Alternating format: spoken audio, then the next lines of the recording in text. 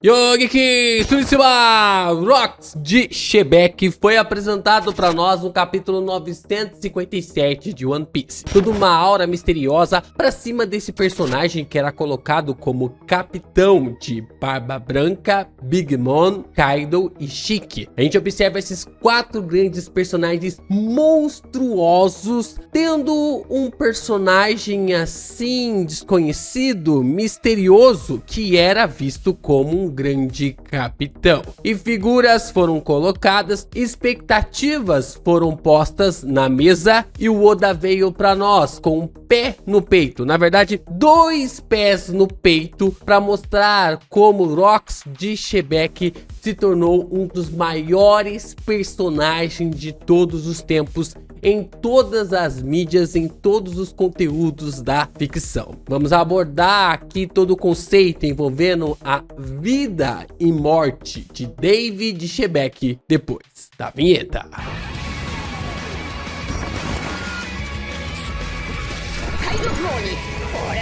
Como viemos a saber no mangá de One Piece, Rocks de Shebeck nasceu em God Valley. Nós não sabemos há quanto tempo, nós não temos muitos detalhes como foi o seu crescimento ali na ilha, mas o que nós sabemos é que ele pertencia ao clã Davy, e o clã Davy, o sangue da linhagem Davy, estava espalhado por aquela ilha. Inclusive ainda existem grandes teorias de que tanto Shamrock quanto também Shanks possam fazer parte ali do clã Davy, e ao mesmo tempo tanto ali Shanks e Shamrock sejam essa divisão envolvendo a terem o Bito, mas ao mesmo tempo pertencer à família D, pertencer principalmente aos Davy. O fato é que quando a gente observa a introdução do personagem na trama, é algo assim extraordinário. Logo de cara, o primeiro ato dele é invadir Merejoce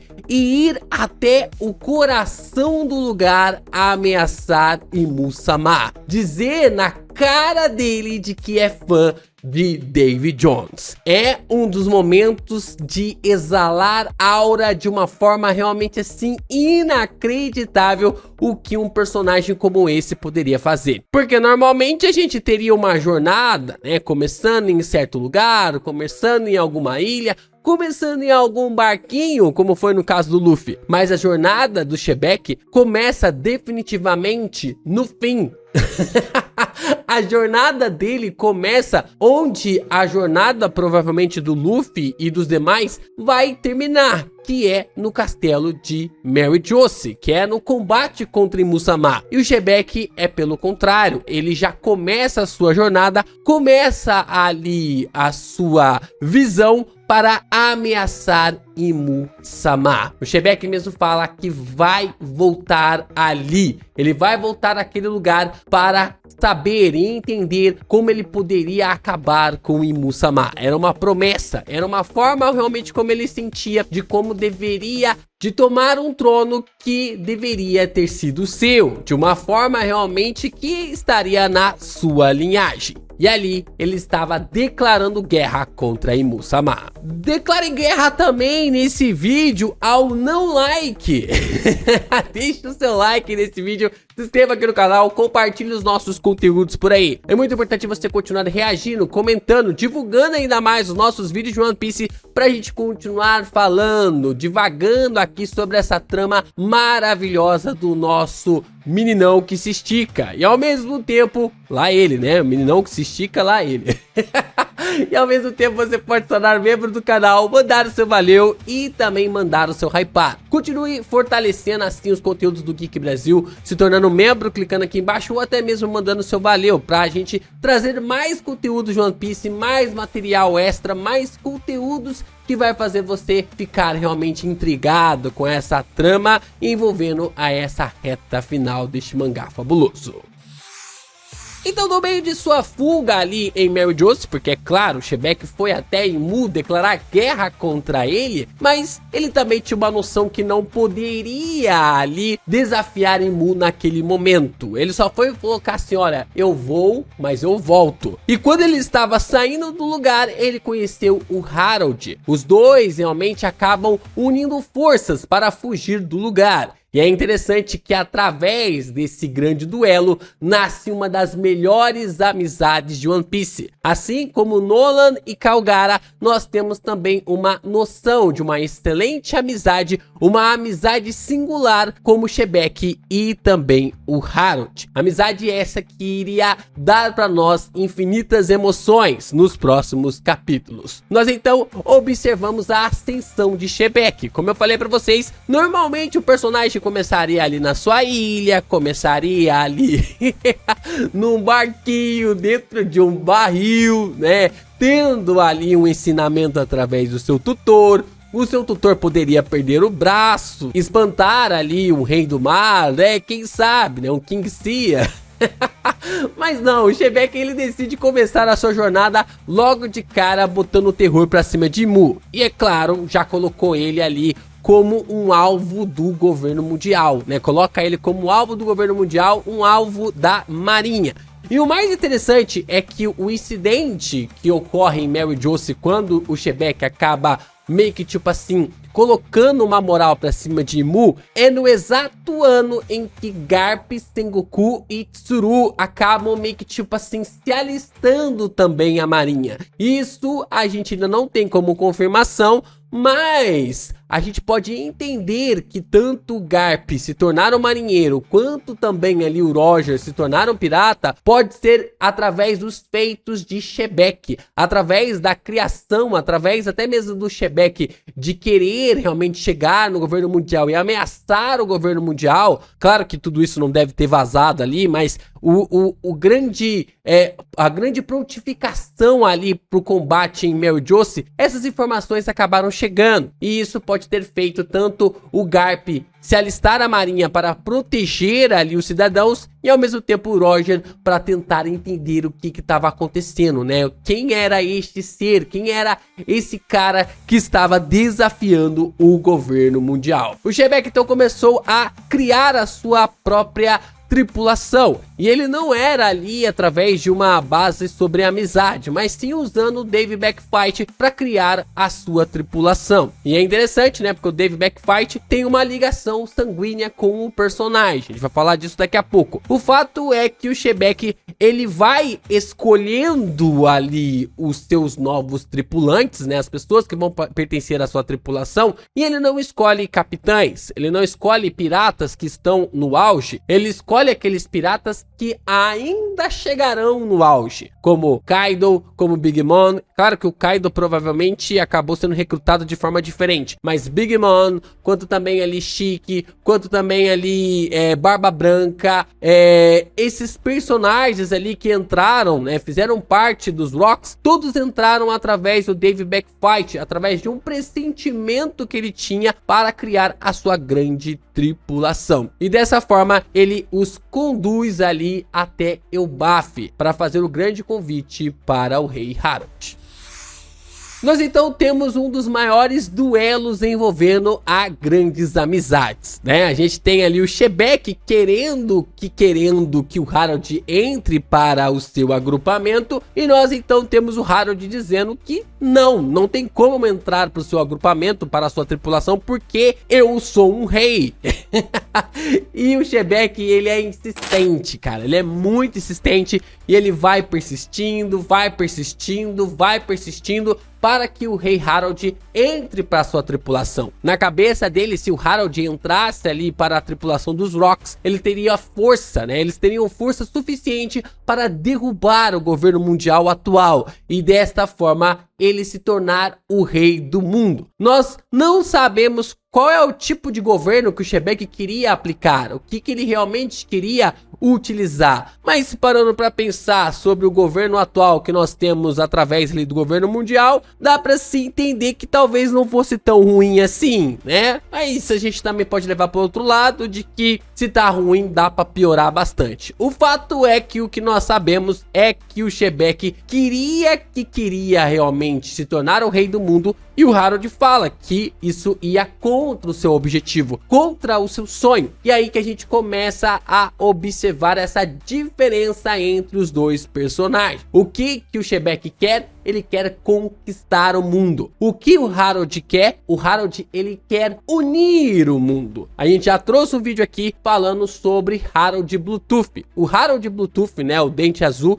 ele é o rei que inspira o personagem Harold. E nós temos uma brincadeira que o Oda tá fazendo, porque Harold Bluetooth é o nome da tecnologia que leva ali o Bluetooth. E o que o Bluetooth faz? Ele conecta pessoas, ele conecta lugares, ele conecta ali dispositivos. Então, o que o Harold quer fazer? Ele quer conectar ilhas, e é diferente do sonho do Xebec. Então, através disso, nós temos esse conflito maravilhoso, complexo e perplexo da relação dessa amizade entre esses dois personagens.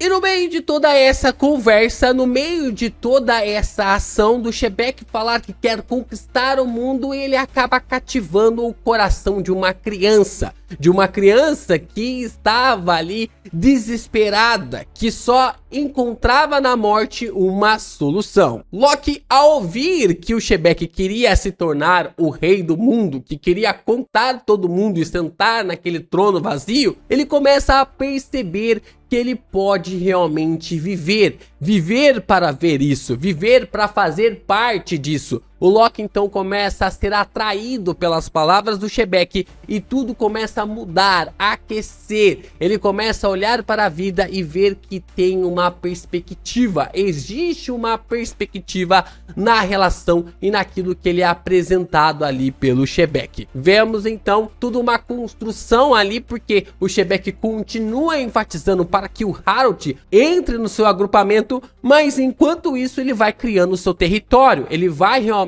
expandindo as suas léguas, e dessa forma ele invade Hashinosu e acaba tomando a ilha para si, né? A ilha que tinha ali uma estrutura na forma de um peixe, né? Porque todo mundo pode observar e teorizar de que Joy Boy pode ter sido um pescador, o que pode bater de forma bem direta na perspectiva ali sobre aqueles que ajudaram a Bonnie a encontrar o Kuma, que eles eram pescadores também, conheceram o mar. Então tem essa pegada ali sobre os peixes, a parada também ali sobre Jesus falar para os discípulos, né, de que eu farei vocês pescadores de homens, o símbolo do cristianismo relacionado aos peixes. Tudo isso pode estar ligado a essa ilha e que talvez fosse base de algo de há muito tempo atrás, que foi de Joy Boy. Mas aqui o próprio Xebec chega e fala: não, não é mais um peixe, agora é uma caveira. E ele chega dando duas porradas ali na estrutura,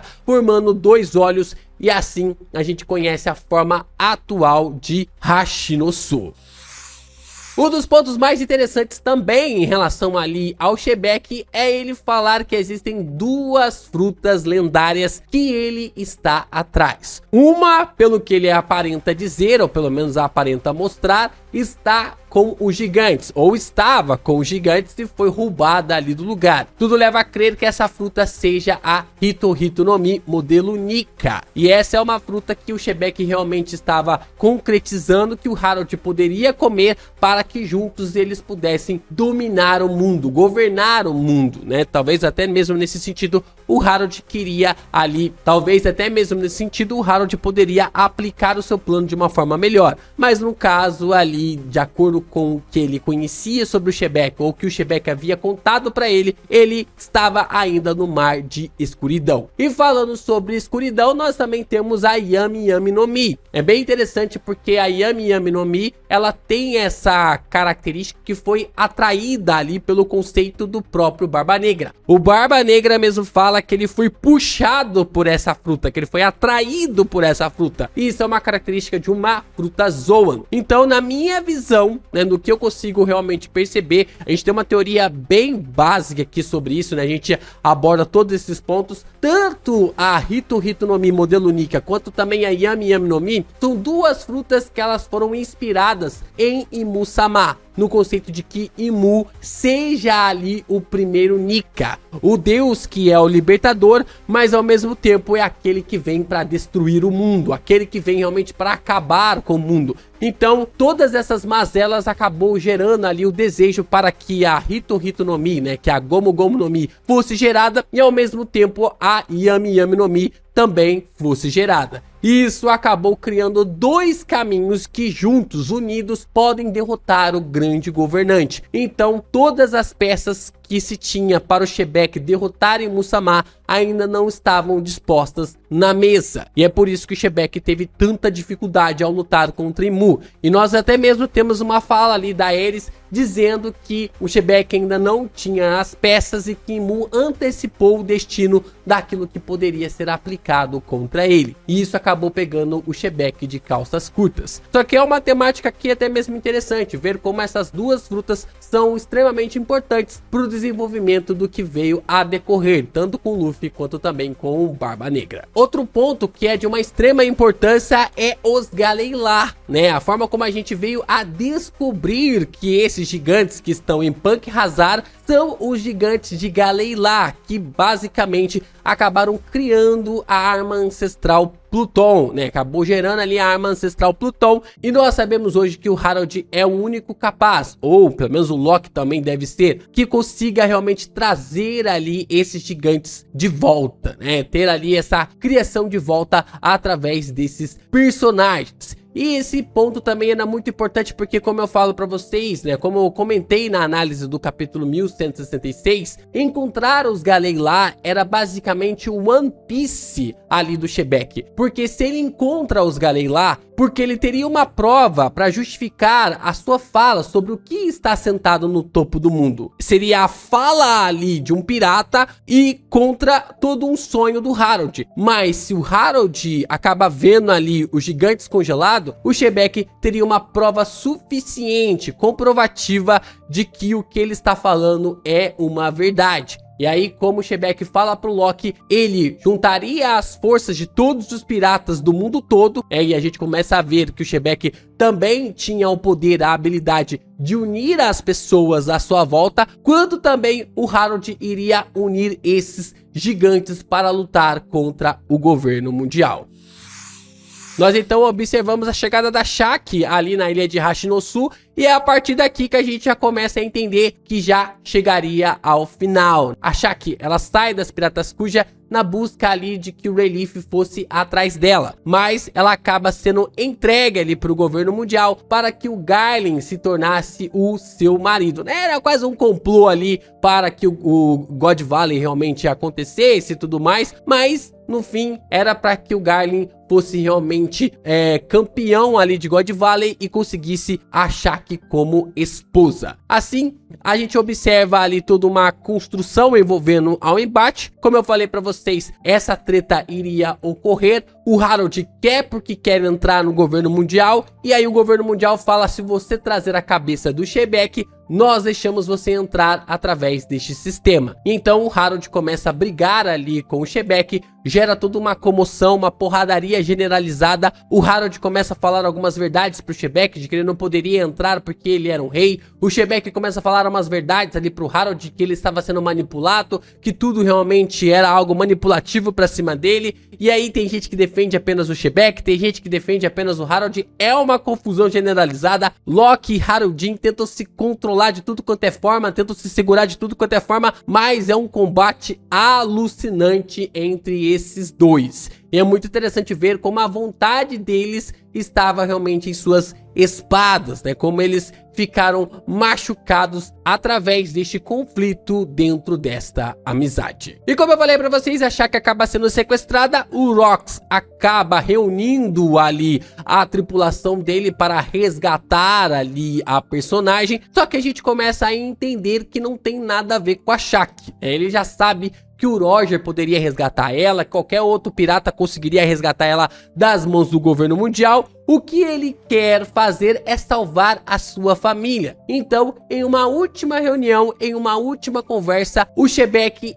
explica para o Harold de que ele pertence ao clã Dave e que Dave Jones, sim, o Dave Jones do Dave Backfight, que foi amaldiçoado ali por um demônio que Robin acabou explicando para nós lá na saga do Dave Backfight, lá no arco do Fox. O Shebeck, ele é descendente de Dave Jones e na verdade é David Jones. E o Shebeck acaba tendo o nome, né, de David Shebeck, tendo essa colocação como David Shebeck, usando o nome Rox para disfarçar ali essa nomenclatura, né, este nome que é tão perseguido no mundo todo, né? Acaba sendo perseguido durante o mundo todo. Ele acaba explicando para o Harold acaba meio que armando um conflito entre os dois e é derrotado ali pelo Shebeck e deixa o personagem escapar, né? Acaba deixando o personagem escapar porque o governo mundial havia mandado o Harold exatamente para isso, né? Para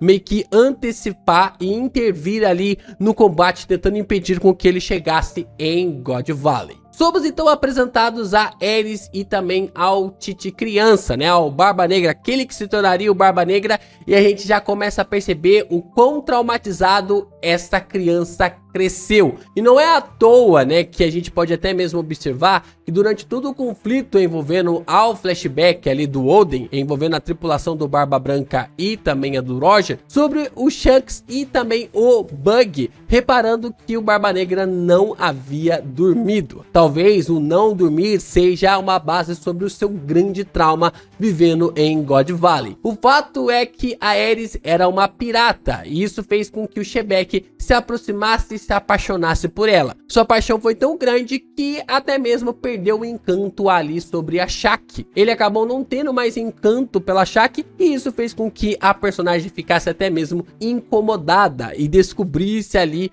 essas questões envolvendo ao amor. Então, nós temos a Aerys e também o Tite e também todo o motivo, a motivação para que o Shebeck retornasse para a ilha de God Valley. Um dos pontos mais interessantes na conversa do Shebeck ali para o Harold é que ele diz ali para o personagem de que ele sentia que o destino estava ali chamando para a sua terra natal, para o lugar onde ele nasceu. E definitivamente a gente entendeu depois que isso era uma verdade. Shebeck então chega na ilha que está sendo dizimada ali pelos Tributos. Ele logo de cara encontra o Garlin e passa o trator pra cima dele, né? Tipo, a gente tinha ali alguma expectativa, alguma perspectiva pro Garlin, mas, meu amigo, nada, absolutamente nada. Não sobrou nada pro Garlin porque foi simplesmente um atropelo. E é um dos quadros mais inacreditáveis que o Oda já fez, né? Porque o Garlin tá todo derrotado ali. Infelizmente, nesse processo, o Shebeck acabou matando tanto ali o seu pai quanto também a sua avó, né? Através dessa transformação que o Dome Reverso acabou proporcionando. E ali a gente já começou a entender ou suspeitar de que o Haki do Conquistador, um Haki inacreditável, é capaz de quebrar essa maldição de Mu através do Dome Reverse. Dessa maneira, nós observamos então a junção ali de Barba Branca, Kaido e também Shebeck no combate contra Imu. Em um dos quadros mais interessantes, nós observamos ali o Barba Branca dizendo que vai se juntar ali à batalha e o Shebeck dizendo que não tinha vantagem nenhuma ele se unir ao combate. E aí o Barba Branca diz: você deixou eu beber na sua conta durante todo esse tempo. Isso que eu estou fazendo é o mínimo. Tanto o Shebeck quanto também o Barba Branca sabiam o que era isso. O Shebeck sabia que toda a grana que o Barba Branca utilizava era para manter a sustentação da sua ilha natal. E da mesma forma, o Barba Branca também já poderia suspeitar do porquê que o Shebeck estava naquele lugar. Por isso que ele esteve ali, por isso que ele foi até o final ali no conceito para lutar ao lado do Shebeck até ele manter ou mantendo ali a sua consciência. Shebeck também participa do maior combo da trama de One Piece até agora, né? Porque nós tínhamos